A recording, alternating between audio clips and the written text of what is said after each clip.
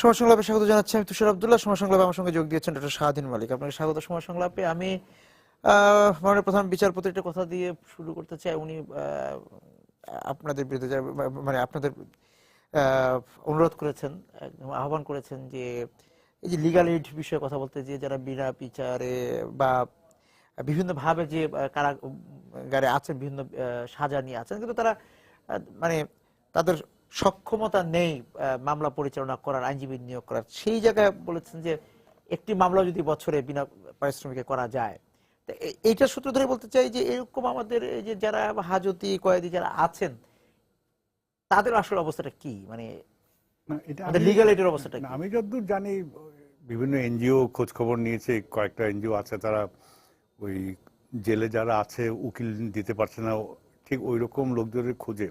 এখন মোটামুটি দেশে কিন্তু এদের সংখ্যা খুবই অল্প। মানে জেলে আছে কোনো ধরনের, মানে তার পক্ষে কোনো উকিল দাঁড়ায় না বা দাঁড়ায় নাই, হয়তো মানে অনেক ভালো উকিল বা মানে যাদের অনেক মানে টাকা দিতে হয় এরকম না, কিন্তু মানে কাজ চলার মতো উকিল তাদের অভাব হয় না। এটাই মানে কেউ না কেউ কেউ না কেউ দাঁড়ান। দাঁড়াচ্ছে, আমরা বলছি। হ্যাঁ। আর না, অন্যদিকে যেটা বলেছেন মাননীয় প্রধান বিচারপতি, যেটা বলেছেন যে সব আইনজীবীরই বছরে একটা দুইটা বা তিনটা এরকম মানে বিনা পয়সায় বা অল্প, খুবই অল্প নামমাত্র পারিশ্রমিকে মামলা করা, এটা রেয়াজ না, এটা অ্যাকচুয়ালি বার কাউন্সিলের বেঁধে দেওয়া আইনগত বাধ্যবাধকতা দুনিয়ার বহু দেশে আছে। বার আমাদের কাউন্সিল এখানে নেই। আমাদের এখানে, বার কাউন্সিল আমাদের যারা নিয়ন্ত্রণ করে তারা যদি করে দিত এবং বলতো যে বছরের শেষে সবাইকে একটা হিসাব বার কাউন্সিলকে দিতে হবে, যে আমি অমুক নম্বর মামলায় আমি বিনা পয়সায় মক্কেলের এরকম একটা চিঠিপত্র নিয়ে, অন্তত এই বাধ্যবাধকতাটা আমি মনে করি যেটা করা উচিত।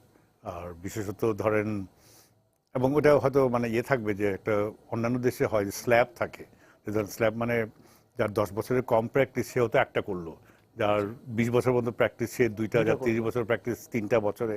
কারণ তখন প্র্যাকটিস বেশি হলে এমনি ধরেন অর্থকরী মামলা ধরে নেওয়া হয় যে তার অনেক আছে, তো ওই জন্য সে একটা, যে কম প্র্যাকটিস করছে তার হয়তো অর্থ পায় ওরকম মামলাই বছরে 10টা হয় না, তো তার জন্য একটা করা চাপ হয়ে যাবে। এরকম নিয়ম বার কাউন্সিলের, দুনিয়ার সব দেশে বার কাউন্সিল এটা করে দেয়। আমাদেরও বোধহয় বার কাউন্সিল এইটা নিয়ম করে দিলে তখন কাজটা এবং সেটা তো সহজ শুধু হবে। হাইকোর্ট বা মানে শুধু উচ্চ আদালতে না, না না, এটা তো সব আদালতেই, হ্যাঁ, সব সব নিম্ন উকিল সব, আদালতগুলোতেও। জি জি। এবং ওইটা নিম্ন আদালতেই বেশি লাগে। আচ্ছা। মানে যারা হয়তো ধর নিম্ন আদালতে হেরে যায়, হ্যাঁ এটা ঠিক, অর্থের কারণে হাইকোর্টে আসা অনেকের জন্য মানে আসলে দুরূহ, সম্ভব হয়ে হয় ওঠে না, না। দুরূহ হয় না। এবং হ্যাঁ, হাইকোর্টে আপনি যখন বার কাউন্সিলের নিয়ম করলে, বার কাউন্সিল হলো আমাদের দেশের এখন মানে বড় দাগে যে 45,000 আইনজীবী আছে, আমরা সবাই বার কাউন্সিলের মেম্বার, সবাই বার কাউন্সিল আমাদের নিয়ন্ত্রণ করে।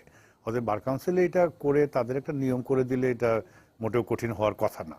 আর যেটা বলছিলাম যে দুনিয়ার সব দেশেই কিন্তু এটা আছে, এবং বাধ্যতামূলকই আছে যে অন্তত বিনা পয়সায় বছরে আপনাকে 2টা বা 3টা মামলা করতে হবে, এবং পরপর 2 বছর ওই বার কাউন্সিলের বেঁধে দেওয়া নিয়ম অনুযায়ী যদি 3টাই থাকে, পরপর 2 বছর 3টা না করলে, 6টা মামলা না করলে কিন্তু আপনার পেশা 1 বছরের জন্য স্থগিত হয়ে যায়। আচ্ছা। আমাদের বার কাউন্সিলে এসব চিন্তা করা উচিত। দীর্ঘসূত্রিতার জন্য তো অনেকে শেষ পর্যন্ত মামলা চালাতে পারে না। এখন দীর্ঘসূত্রিতাও, মানে মানে দীর্ঘসূত্রিতার যে জন্য, সংকট, হ্যাঁ সঙ্গে আমাদের বিচারকের না, সংকট। কথা যেটা উঠেছে গত 3-4 বছরে, আর এখন যে মোটামুটি যেটা বিভিন্ন সময় 28 থেকে 30 লক্ষ মামলা, যে মামলার জট কথা বলা হচ্ছে, আমার মনে হয় কথাটা মোটেও ঠিক না। আচ্ছা। মানে ঠিক না এই অর্থে, মানে পুরো সিস্টেমে এখন হয়তো 30 লক্ষ মামলা আছে, কিন্তু এর মধ্যে কিন্তু গত 3 মাস বা 6 মাসে যেই মামলা দায়ের হয়েছে, ওই মামলা নিয়ে কিন্তু এই 30 লক্ষ হচ্ছে। আচ্ছা। মানে মামলার জট বা দীর্ঘসূত্রিতা কোনটা, এটা আমরা কিন্তু ঠিক করতে পারছি না এখনো। মানে কথা যে মানে মামলা 6 মাসের সংখ্যা কত হবে? 6 মাসের সংখ্যা 6 লাখ হবে। আচ্ছা আচ্ছা, তাহলে দেখা যাচ্ছে 22 লাখ বা 20 লাখ। না, ওটা তো 6 মাসের পিছনে হলে, মানে দুনিয়াতে একটা আচ্ছা। স্ট্যান্ডার্ড হলো যে মোটামুটি ধরে নেওয়া হয় যদি আপনার মামলা 2 বছরের মধ্যে শেষ হয়ে যায়, তাহলে এটা ঠিক আছে, গড়পড়তা স্ট্যান্ডার্ড। আচ্ছা আচ্ছা, 2 আমাদের বছর। এখন ওই, হ্যাঁ বলছি 2 বছর, 2 বছরের পুরনো মামলা কত আছে ওইটা দেখলেই কিন্তু তখন ওই সংখ্যাটা অত ভয়াবহ মনে হবে না।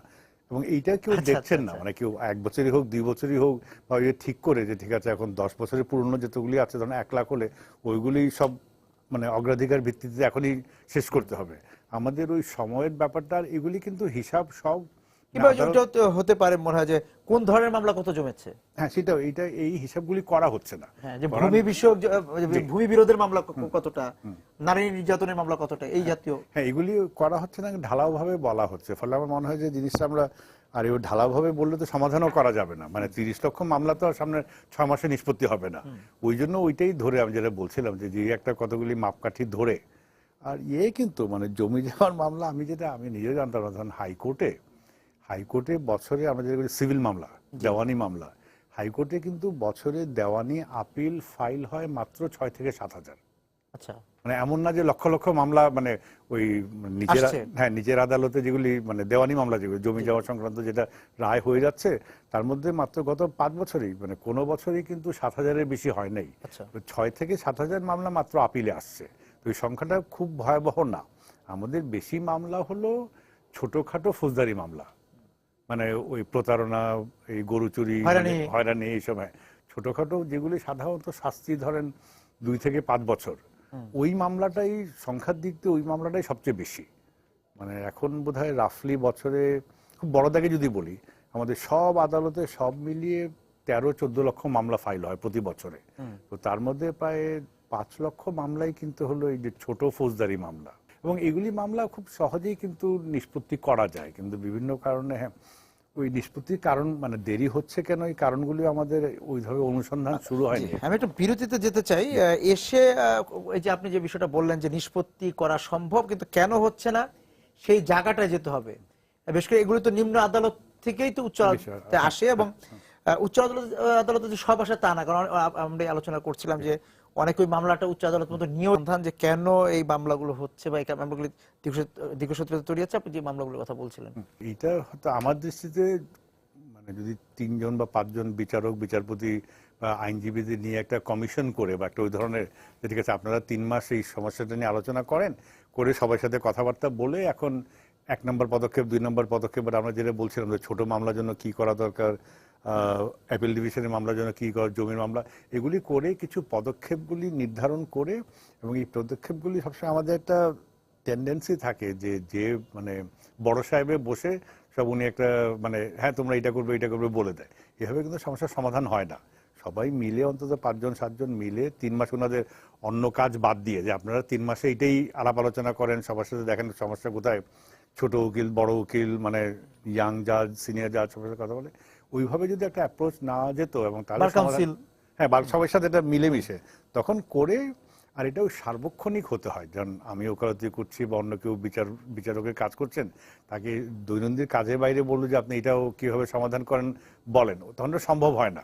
তো ওই জন্য একটা 3 জন 5 জন বা 7 জন নিয়ে একটা কমিটি করে তাদের সার্বক্ষণিকভাবে যে আপনি 2 মাস বা 3, তাহলে কিন্তু এটা 2 মাসে ওনারা পন্থা বের করে দিলে তারপরে ওই অনুযায়ী আগালে কিন্তু সমস্যার সমাধান হতো। নিম্ন আদালতে যে মামলাগুলো আমাদের হয়রানিমূলক, প্রতারণামূলক, সেগুলো ওইখানে শেষ করে দেওয়া যায়, কিন্তু বিভিন্ন সমস্যার কারণে শেষ করে দেওয়া যাচ্ছে না। হ্যাঁ, ওখানে শেষ করে তারপরে হয় কি মামলা বাড়ে কেন, এখন আমাদের ছোটখাটো ধরুন এখন আইন প্রণয়নে ছোটখাটো অপরাধগুলি অজামিনযোগ্য করে ফেলা হচ্ছে। আচ্ছা, তো অজামিনযোগ্য করলে কি হচ্ছে, তখন ওই জামিনের জন্যই তো একটা লোকে ওই অপরাধে ধরে নিয়ে গেল, কিন্তু ওই বেচারা জামিনের জন্য 5 বার সে আদালতে মামলা করছে। মানে ইন দ্য সেন্স প্রথমে আগে জামিন চাইলেও মানে বিচারক দিলেন না, কিন্তু আমার কিন্তু 1 মাস পরে আবার জামিন চাইতে আইনগতভাবে কোনো বাধা নাই। তো তারপরে উকিল আবার 1 মাস পরে আবার চাচ্ছে, তাও দিল না, তখন ওর বিরুদ্ধে মানে একটু উচ্চতর আদালতে মানে ডিস্ট্রিক্ট জাজের কাছে আসছে, ডিস্ট্রিক্ট জাজ থেকে হাইকোর্টে আসছে।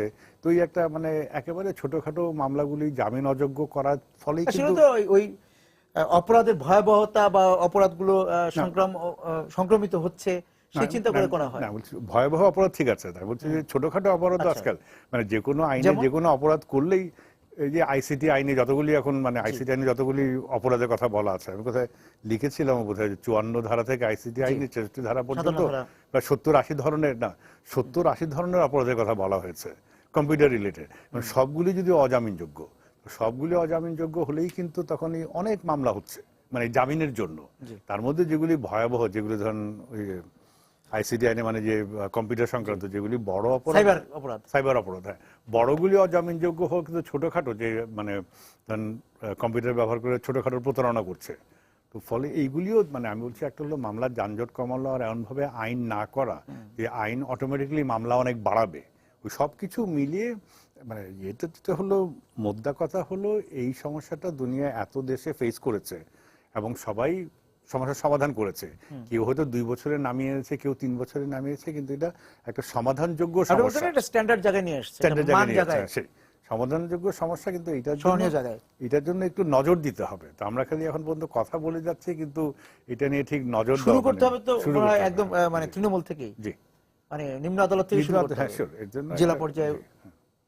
কিন্তু এবং সেই জায়গা থেকে এই যে গ্রাম্য সালিশেও তো অনেক মামলা বা অনেক মানে অনেক মানে মামলা বলবো না, মীমাংসা হয়ে যাওয়ার বিষয় আছে। হ্যাঁ, মীমাংসা তো হচ্ছে, এবং যেগুলো সবগুলি যে কোর্ট কাছারিতে আসতে হবে এটা দুনিয়াতে কোথাও না। এবং আমার মনে হয় যে ওই গ্রাম্য সালিশেও অনেক কিছু বিচার হওয়ার দরকার। তাহলে একটা ওই সামাজিক যেটা সামাজিক ব্যবস্থা, ওখানে সবাই মিলেমিশে এটা ঠিক করলো যে মানে ওই ব্যক্তিটা করেছে এটা ঠিক করে নাই, তার কিছু ক্ষতিপূরণ দেওয়া, তখন একটা এটা কিন্তু সামাজিক একটা একত্রে থাকার যেটা, মানে আমার আপনার সাথে গ্রামে একটু সমস্যা হলো, আমি ধুম করে ডিস্ট্রিক্ট কোর্টে এসে মামলা করে দিলাম, তাহলে কিন্তু ওই সামাজিক এটা মানে সবাই একসাথে মিলেমিশে থাকে, সেটা ক্ষুণ্ণ হয়। এই জন্য সব ব্যাপারে মামলা করাও কিন্তু কাম্য না। গ্রাম্য সালিশের এখন কি অবস্থা, মানে আপনার পর্যবেক্ষণ? সালিশ মানে সালিশে হচ্ছে কি, আমি যেটা বলবো যে সালিশে অনেকটা বিনা কারণে বদনাম হয়ে গেছে। এই অর্থে যে সালিশ কিন্তু সারা দেশে প্রতিদিন হাজার হাজার হচ্ছে, মানে পারিবারিক ব্যাপারে হোক, জমি জায়গার ব্যাপারে, হ্যাঁ, যেটা অনেক কিছু, হ্যাঁ, মানে হাজার হাজার সালিশ হচ্ছে। তার মধ্যে নিঃসন্দেহে মানে 5টা 10টা খুব উদ্ভট রায় দেওয়া হচ্ছে, অনেকটা নির্যাতনমূলক একটা সিদ্ধান্ত দেওয়া হচ্ছে, অবশ্যই। ওইটা তো ধরেন আমরা বলি, ধরেন কোর্টেরও প্রায় 30% মামলা আপিলে আসে। তার মানে তারপরে আপিলে হয়তো 20% মামলায় দেখা যায় যে প্রথম যেখানে মামলা বিচার হয়েছে বিচারটা ভুল হয়েছে। বিচার ব্যবস্থায় কিন্তু 20% মামলা পরে দেখা যায় যে ভুল সিদ্ধান্ত হয়েছে। তো ওই তুলনায় ধরুন সালিশে যে এখন কিছু স্থানীয়ভাবে যেটা হচ্ছে, হ্যাঁ, কিছু মানে অসঙ্গতিপূর্ণ হলে, কিছু অন্যায় হলে সাথে সাথে পত্রপত্রিকায় চলে আসছে, কিন্তু কত রেহাই পাচ্ছে না, কেউ রেহাই পাচ্ছে না, নজরের মধ্যে। হ্যাঁ, সেটা কিন্তু কত হাজার হাজার সালিশ যে ভালোভাবে হচ্ছে এবং দুই পক্ষই মেনে নিচ্ছে, সবাই মেনে নিচ্ছে, এবং তুলনামূলকভাবে তো মানে ভালো দিকটাই বেশি। হ্যাঁ, কিন্তু এটাই বলছি যে এই জন্য একটু মানে তাদের কয়েকটা খুবই খারাপ সিদ্ধান্তের কারণে, কয়েকটা সালিশে কয়েকটা খুবই খারাপ মানে বর্বর মধ্যযুগীয় সিদ্ধান্তের কারণে তারা যত খারাপ করছে তার থেকে একটু বোধহয় বদনামটা বেশি হয়ে গেছে। তো আমার মনে হয় এতদিনে এখন তারাও যারা গ্রামে সালিশ করেন ওই উপলব্ধিতে এখন অনেক জায়গায় অনেক হয়েছে যে সালিশে কি করা যাবে, কি করা যাবে এখন সেটাও বুঝেছে। এখন আমার মনে হয় যে এখানে যে অন্যায়গুলি হতো, যে অবিচারগুলি হতো, এটার সংখ্যা মনে হয় আমার মনে হয় যে কমে এসছে। স্কুলে বাচ্চাদের যে বেত মারা, এটা 20 বছর আগে সবাই স্বাভাবিক মনে করতো, আস্তে আস্তে এখন সবাই আমরা মনে করছি যে এইভাবে বাচ্চাকে মানুষ করা যায় না, বা এবং এটা নিষেধ, এবং ওই নিষেধাজ্ঞা সবাই মেনে নিচ্ছে। তো আমার মনে হয় সালিশেও ওই অর্থে আমরা ভালোর দিকে যাচ্ছি। তার মানে এটা অবশ্যই এটা না যে কোনো সালিশেই কোনো খারাপ অন্যায় নির্যাতন অবিচার হচ্ছে না, সেটা না। তবে এটা, হ্যাঁ, আমি পুরো জিনিসটাকেই খুব সমালোচনার চোখে কখনো দেখি নাই। অপরাধী করতেও পারে, নাও করতে পারে, তাকে সন্দেহজনক ভাবে ধরা হতে পারে, তিনি বিষয়ের সঙ্গে সম্পৃক্ত নাও থাকতে পারেন, কিন্তু সন্দেহজনক ভাবে তো ধরা, মানে তাকে আটক গ্রেফতার না বলে আটকও করা যেতে পারে, বা হয় সেই জায়গা থেকে তার আইনজীবীর পরামর্শ নেওয়া, সহযোগিতা, সেই সুযোগটা আমাদের এখানে কতটুকু পাওয়া যাচ্ছে? মানে সংবিধানে যেভাবে আছে, আমি যেভাবে বুঝি, যে আইনজীবীর সাথে পরামর্শ করার অধিকারটা তাকে সর্বপ্রথম সুযোগেই দিতে হবে। মানে ঠিক আছে, বাসা থেকে ধরে আনলো, কথা থিওরিটিক্যালি রাতে 3টার সময় ধরে আনলো, থানায় আনলো 4টার সময়, এসে তার মানে বিরুদ্ধে মানে যেটা এফআইআর হোক, অভিযোগ লিপিবদ্ধ করা হলো, সকাল হলেই কিন্তু তাকে সুযোগ দিতে হবে যে তুমি তোমার বন্ধু বান্ধবের মাধ্যমে আইনজীবীর সাথে পরামর্শ করতে পারো কিনা। ততক্ষণে তার বিরুদ্ধে কি অভিযোগ পুলিশকে সেটা তো বলতে হবে, এবং ওই আইনজীবীর সাথে পরামর্শের অধিকারটা কিন্তু প্রথম সুযোগে আমি বলবো যে 3-4 ঘন্টার মধ্যে তাকে দিতে হবে। এই সাংবিধানিক যে অধিকার, এটা কিন্তু আমার সংবিধানে লেখা আছে, এই অধিকারটা কিন্তু এখন একেবারে যত্রতত্র সাংঘাতিকভাবে এটাকে লঙ্ঘন করা হচ্ছে, এবং এই লঙ্ঘনের কারণে এখন গ্রেফতারের পরে এই জিনিসটা এখন আদালতে আসছে না। কিন্তু আমার বিশ্বাস যে আদালতে আসবে, যে একজন ব্যক্তিকে গ্রেফতারের পরে তাকে যদি 15 দিন তার আইনজীবীর সাথে দেখা করার, কথা বলার সুযোগ না দেওয়া হয়, এবং বিশেষত এখন যেটা হচ্ছে, আমি দৃঢ়ভাবে মনে করি যে হয়তো অন্য অনেকে আমার সাথে একমত হবেন না, যে গ্রেফতার করে রিমান্ডে নিয়ে তারপরে এসে ম্যাজিস্ট্রেটের সামনে এসে যে স্বীকারোক্তি দিচ্ছে, এইটা সংবিধান স্বীকারোক্তিমূলক জবানবন্দি দিচ্ছে। এইটা মানে এই ধরনের একটা ব্যবস্থা ওই যে 1898 সালে আমরা যেটা ফৌজদারি কার্যবিধি বলি, ওইখানে এক ধরনের ব্যবস্থার কথা লেখা ছিল, কিন্তু সেটা তো 100 বছর আগে। এখন আমাদের সংবিধানের যে কতগুলো অধিকার আছে, ওই অধিকারের আলোকে এইভাবে স্বীকারোক্তিমূলক জবানবন্দি এবং এই স্বীকারোক্তিমূলক জবানবন্দির ভিত্তিতে পরে তাকে দোষী সাব্যস্ত করা, এটা আমার মনে হয় যে সংবিধান পরিপন্থী, এবং এই ব্যাপারে এখন কথা বলার দরকার আছে। সংবিধানে একটা ব্যাপার বলা আছে যেটা সবাই খেয়াল করেন না, যে কোনো ব্যক্তিকে তার বিরুদ্ধে সাক্ষ্য দিতে বাধ্য করা যাবে না। আচ্ছা, মানে এটা খুব ফান্ডামেন্টাল একটা কনস্টিটিউশন, একটা প্রোটেকশন, যে আমাকে নিজের বিরুদ্ধে আমাকে দিয়ে এটা আমাকে কখনো বাধ্য করা যাবে না স্বীকার করতে যে আমি অপরাধ করেছি। আমি অপরাধ করেছি কি করি নাই, ফৌজদারি মামলা হচ্ছে রাষ্ট্র বনাম একটা অভিযুক্ত, একদম মানে প্রত্যেকটা ফৌজদারি মামলা হয় রাষ্ট্র বনাম অভিযুক্ত।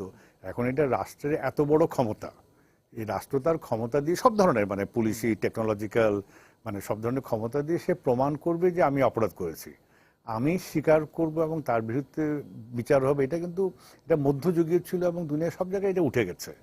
নিঃসন্দেহে পুলিশ, এখানে আমরা সবাই জানি যে অনেক ধরনের অন্যায় অনিয়ম কাজ করে, ওকে দেখে ভয় দেখায় এবং তখন হয়তো সে বাধ্য হয়ে ভয় পেয়েই স্বীকারোক্তি দিচ্ছে।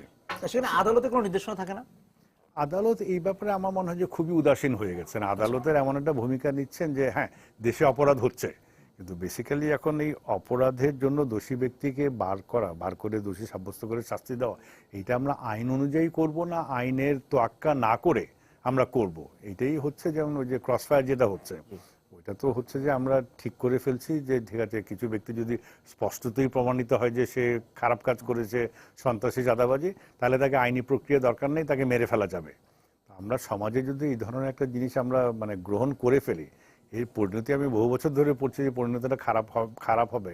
এবং কিন্তু বিচার ব্যবস্থা এখন আমার সন্দেহ হচ্ছে, ওই যেটা বললাম আমি, যেটা নিশ্চয়ই অন্যান্য অনেক মামলায় বিচারকরা রিমান্ড দিচ্ছেন না, কিন্তু ওগুলি পত্রিকায় আসছে না। পত্রিকায় আমরা দেখছি কি, যেই মামলায় খবরে আসছে, মিডিয়াতে আসছে, সেই মামলাটাই রিমান্ড মঞ্জুর হচ্ছে। এটা কিন্তু মানে এটা সম্পূর্ণ সংবিধান এবং আইনের বরখেলাপ, এবং এটা মানে আদালতে এখানে একটা পর্যবেক্ষণ থাকা দরকার। হ্যাঁ, না এটা ওই যে 2003 সালে যে আমরা মামলা করেছিলাম ব্লাস্ট বনাম বাংলাদেশ, ওইখানে তো ধরেন আদালত বলে মানে হাইকোর্ট বলে দিয়েছিল যে প্রথম কথা কোনো অবস্থায় 3 দিনের বেশি রিমান্ড দেওয়া যাবে না। তো এটা তো এখন কখনোই মানা হচ্ছে না। মানে নিম্নস্তর আদালতগুলি এখন ওই যে হাইকোর্টের যে নির্দেশনা মেনে চলবে, ওই বাধ্যবাধকতাটা এখন মনে হয় চলে গেছে। এবং ওই রায়ে বলা ছিল হ্যাঁ, ওই যে মানে ইন্টারোগেশন, তার সে প্রশ্ন করবে সেটা হলো আত্মীয় বা আইনজীবীর উপস্থিতিতে। আত্মীয় বা আইনজীবীর উপস্থিতিতে যে মানে পুলিশ জেরা করবে, এই সুযোগটা আমাদের একমাত্র পেয়েছিল যুদ্ধাপরাধে অভিযুক্তরা, তাদের ওই যে সেফ হাউসে নিয়ে করা হয়েছিল। এই সবগুলি করে আমি যদি সংক্ষেপে উপসংহারে বলবো যে এইসব পথে গিয়ে কোনো দেশ কিন্তু তাদের অপরাধের সমস্যার সমাধান করতে পারে নাই, বরং সমাজটাকে বেশি বর্বর করে তুলেছে। আমরাও এটা না বুঝে সেই জায়গা থেকে মানে এই যে পেশাজীবী হিসেবে আইনজীবীরা বা বার কাউন্সিলের ভূমিকাটা কি? বার কাউন্সিলের সংঘবদ্ধ ভূমিকা থাকা উচিত ছিল, কিন্তু এখন যেটা হচ্ছে ওই যে আমাদের ওই রাজনৈতিক বিভাজনের কারণে এখন হয়তো যদি বর্তমান অবস্থায় যদি বলি যে পুলিশ বা আদালতে এইগুলি কাজ আইন মেনে করছে না, তখন এটা ধরে নেওয়া হবে যে আমি বিরোধী দলের কথা বলছি।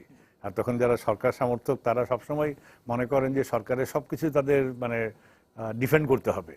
ওই জন্য মানে একদম সম্পূর্ণ বেআইনি কাজ হলো, আইনজীবীদের মধ্যে না এটা কোনো বেআইনি হয়নি, এই ধরনের এটা খুব দুর্ভাগ্যজনকভাবে যে রাজনৈতিক বিভাজনটা হয়ে গেছে। ফলে আমরা অনেক ব্যাপারেই কিন্তু আইন দেখে কথা বলছি না, পক্ষ দেখে কথা বলছি। এতে কিন্তু আলটিমেটলি কারো লাভ হচ্ছে না, সমাজটা কিন্তু আমরা কেউই আগাচ্ছি না, আমরা বরং পিছিয়ে যাচ্ছে, এবং এটাতে সবাই ক্ষতিগ্রস্ত হচ্ছে। এবং সেই জায়গা থেকে আমি যেতে চাই আরেকটি জায়গায়, সেটা হচ্ছে যে আমাদের তো বিভিন্ন রকম আদালত আছে। আমাদের নারী শিশু নির্যাতন বিষয়ক আদালত আছে, আমাদের পরিবেশ আদালত আছে, এই যে বিভিন্ন আদালত আছে, সেই জায়গার মামলাগুলোর কি অবস্থা? সেখানে কি জট লেগে আছে? সেগুলোর তো সংখ্যা হিসাব করে পরে যে আমাদের এই যে 28 লাখ 30 লাখের সঙ্গে যোগ হয়। না হ্যাঁ, ওর মধ্যেই আছে, এটা ওর মধ্যেই আছে, লুকিয়ে আছে। হ্যাঁ, না আমাদের কি বেশিরভাগ লোক জানে, আমাদের কিন্তু এখন আদালতে আমাদের প্রায় 60 ধরনের মানে 60 ধরনের ভিন্ন আদালত আছে। মানে ইলেকট্রিসিটির জন্য আদালত আছে, বিআইডব্লিউটি নৌ পরিবহনের জন্য আদালত আছে, ঋণের জন্য মানে অনেক আদালত আছে। হ্যাঁ, তো এখন এইটা কিছুটা এগেইন মানে আমরা একটা পর্যালোচনা করি না। আমি এই অর্থে বলছি যে নারী শিশু বেশি মামলা হওয়া আদালত যদি বলি, তাহলে নারী শিশু একটা, এবং এখানে এই মুহূর্তে আমার সংখ্যাটা মনে পড়ছে না, তবে আমি মানে আমার ধারণা হবে প্রতি বছরে অন্তত 50, 60, 70 হাজার মামলা হয়। নারী এই আদালতে বেশিরভাগ মানে নারীরাই মামলা করেন তাদের বিরুদ্ধে সহিংসতার কারণে।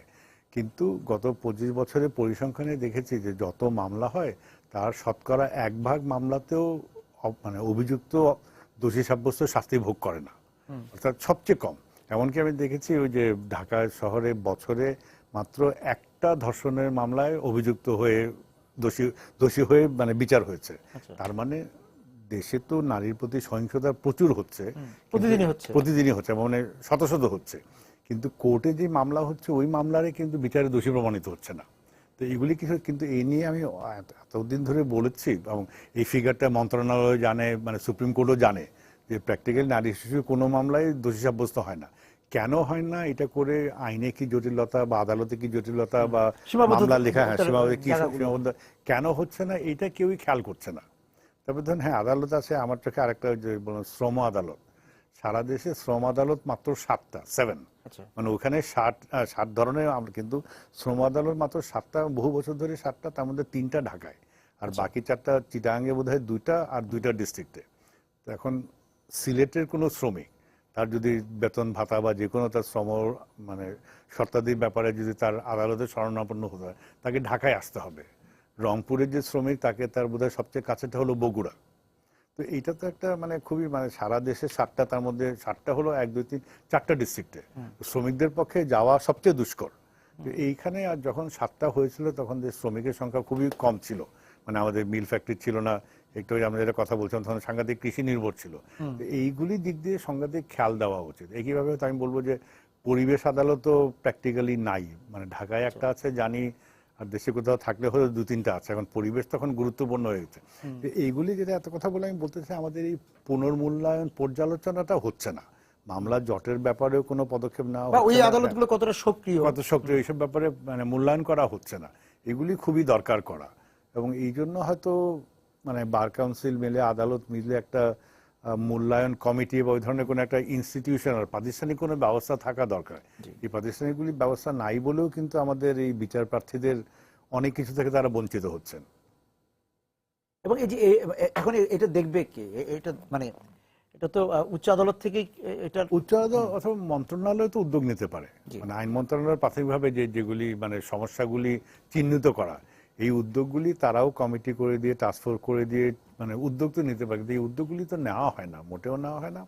আর মানে গোড়ার কারণটা হলো আমাদের ওই আইন আদালতের ব্যাপারে কিন্তু এই দেশের বাজেটে কোনো বরাদ্দ নাই, এটা আবার কেউ খেয়াল করে না।